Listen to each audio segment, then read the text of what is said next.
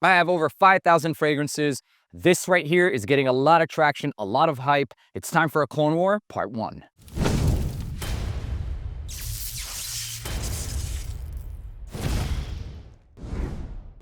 What's going on, guys? My name is Neeb. Welcome back to AROMATIX. Today we're going to be doing part 1 of the Clone Wars, and we're going to be following it up with the second episode. So today we're going to be talking about quite a few of the ones that I've already been rocking, including Vulcan Few and also Opulent Dubai, and lastly, we're going to be talking about Rose de Soleil. So I've got pretty much every single hyped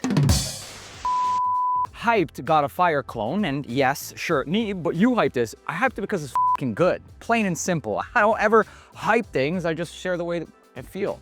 And this is a banger. But is it the best clone? So today, let's start off with a part 1, if you will, of the Clone Wars. And don't worry, I won't keep you guys waiting too long for the next part and segment. We're just gonna do 2 parts max. And mostly because I wanna update you guys on my wearing. So instead of waiting 6 days to get through every clone, I might as well just tell you guys in between. So God of Fire in itself, it's pretty mass appealing, and it came out and it didn't get much love until, that is, influencers. Influencers basically came in and shared this as a hidden gem, and it became discovered, and shortly after, it became discovered as something truly, truly wonderful. And that's how I feel about it. It's tropical, specifically mango. It's got some effervescence, if you will. It smells basically, as I've always described it, as a mango soda drying down into this mango cream style of drink, mango lassi, if you will. And this fragrance in itself is phenomenal. The quality, immaculate. Like literally, you guys, you can smell every drop of quality. Well, how do you smell quality? You've shown your quality, sir. Mango soda drying down into mango cream. It says a bunch of shit about notes, but I'm telling you guys right now, from an inside of the industry, the standard is they don't even fucking tell you the real notes. A lot of times it's just accords, and a lot of times it's just bullshit. For the most part though, this one, it's pretty true. There is no regulation to notes, you guys. It's literally an email. You send the email over, and guess what? Your notes end up there. Anyways, moving forward with this fragrance, it spawned quite literally 10 probably clones, all of which are inspired by us and all of which are on a budget. The one thing that I wanted to focus on with this before we move on is the performance is absolute ass. I've never gotten more than 4 hours out of this fragrance, and considering the price point is where it's kind of my gripe. So it's an eau de parfum concentration at around $200+. It should personally, I believe, give me at least 6 hours and pushing on into the entire day. Today, I want to focus on a couple of the ones I can't speak today, on the budget ones that are getting a lot of traction, more specifically from Lattafa, from French Avenue, the 2 top dogs. I personally believe, oh, he works with French Avenue. Yeah, get over it. That's still my honest opinion. And there's a reason why. So Vulcan Few, we're also going to be focusing on Riffs, Rose de Soleil, and then lastly, Lattafa, which is going to be Opulent Dubai. The Clone Wars series, I need you guys to know, there's absolutely no compromise with this series ever, no matter what. So help me God.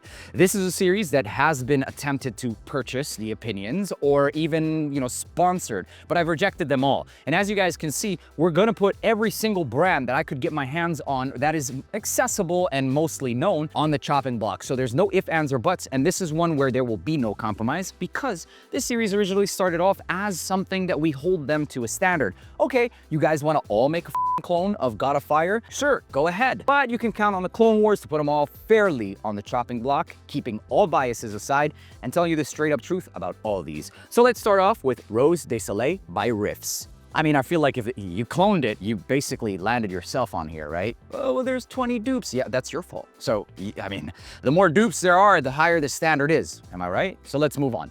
Rose de Soleil. So first thing that it has going for it is going to be the atomizer. As you guys can see, it's much better than the original, and that really just depends on you. Personally, I really don't care too much, but the juice in itself, right away, it smells like God of Fire. One of the main things that differentiates Rose de Soleil, and in my experience, is going to be number 1, the concentration of the fragrance, and number 2, landing it into a realm of something where it's slightly off of the official DNA.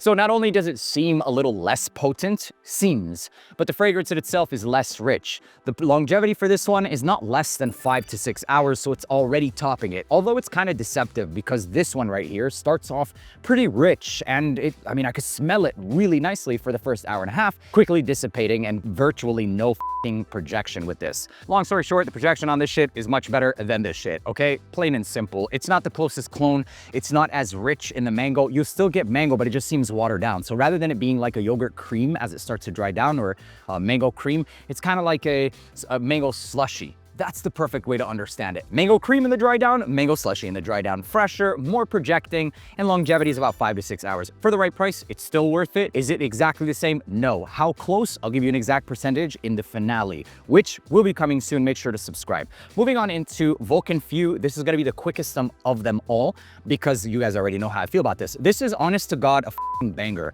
Yes, the price point is kind of the downside for some of the people that are talking about it, but I promise you, if anybody talks shit about this, but I can guarantee you, whoever has something bad to say about this has something bad to say about this, or some kind of personal vendetta against this fragrance, because this stuff is richer than the original. I would personally say that this is really close. And in fact, the projection and longevity of this is freaking better. Yes, it's a little bit more priced up, but coming from a behind the scenes standpoint, you guys, I see the factories that they get this from. They work with the same factories that supply these, okay? So obviously it's going to be more expensive because as of right now, they have one of the highest budgets when it comes to the quality of oil. This is just the truth. So yes, it comes with a little higher of a price tag, but you also get a fragrance that's potency and richness, and very specifically of the mango is going to be much closer to this. Now, is it an exact? No, absolutely not, because even these factories that might have supplied this and give this, they themselves will give a 5% difference, and they quite literally quantify it like that. So I remember seeing comments back in the day of like, how do you know exact percent?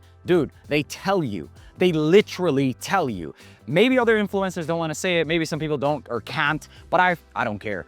It's about 10% at worst best. And the longevity of this, it's much stronger, period. This is a brand that takes criticism and feedback and actually improves based on that. A great fragrance, is it the best one? You're just gonna have to find out and watch the comment. Of course, whatever, bro. Get over it. It's actually that good. Try it for yourself. Grab them all. Make this episode. Let's move on.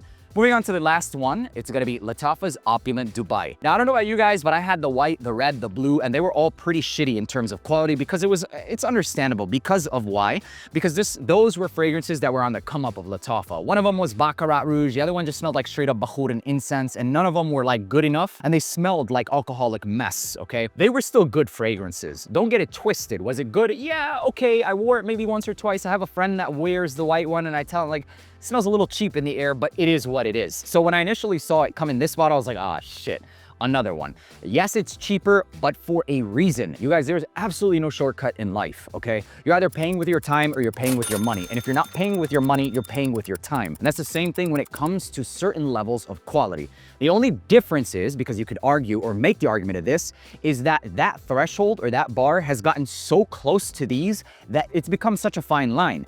Once upon a time, it was 50% close as far as like the dupes can get in terms of quality. Now it's only 10. So that trade-off you get of money and time and that, analogy, if you will, has significantly increased in terms of value, return in value. So rather than it being, oh, you're gonna get a like 50% difference, it's now like a 5 to 10% difference. So yes, there is no shortcut in life, and ultimately, if you want this, get this, but I can't make the case for other things. In this realm, it does, and that's why its clones and dupes have become such a big thing.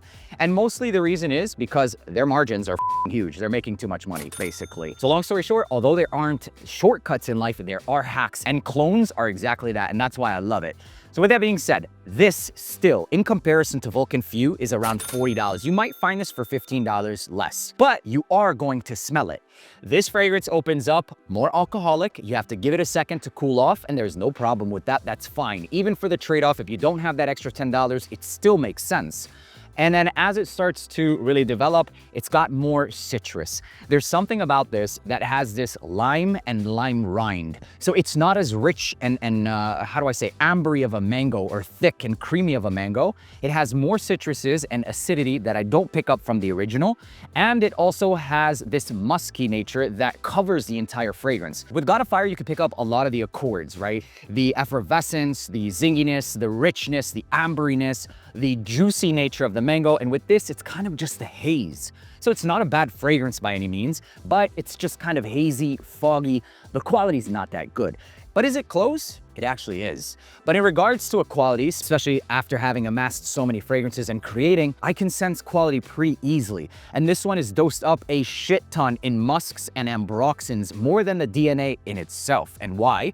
Because it's cheaper than sourcing something like amber, mango, etc. And the same case could be made for some of the other inspos, just maybe sourced a little bit more of the citrus nuances. With that being said, this one is still really good. And the reason why I went in on this one a little bit is because it was getting a lot of hype on social media as the best one.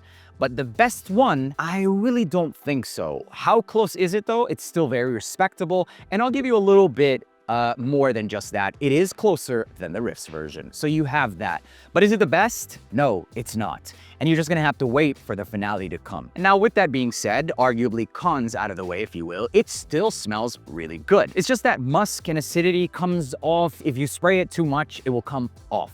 Literally. Like the way that it starts to smell, you almost get like the dirtiness of mango. And the note of mango, if you use a lot of it, in fact, I was using it in one of my fragrances, it can kind of come off like rot. And I remembered spraying this one on twice. I had 2 full wears. One day where I just sprayed the shit out of it and it came off like rot. Sometimes I'd turn around and smell this rot smell.